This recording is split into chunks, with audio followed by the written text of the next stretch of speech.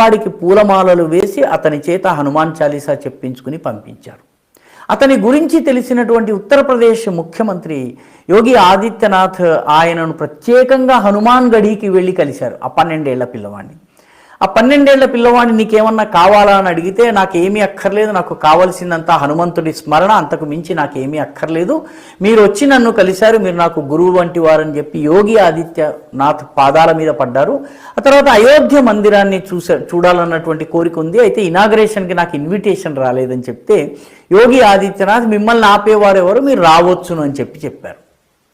ఆ రకంగా తను ప్రధానమంత్రి నరేంద్ర మోదీకి ఒక గొప్ప ప్రశంసకుడు కూడాను. అయోధ్యలో రామమందిర నిర్మాణం కోసము నిత్యము పూజలు చేయటం అతని యొక్క దినచర్య అంతా కూడాను. ఈ బాలక్ సూరజ్ దాస్ ఎవరైతే ఉన్నారో అతన్ని మహంత సూరజ్ దాస్ అంటారు, బాల సన్యాసి. అతను ఉదయం నుంచి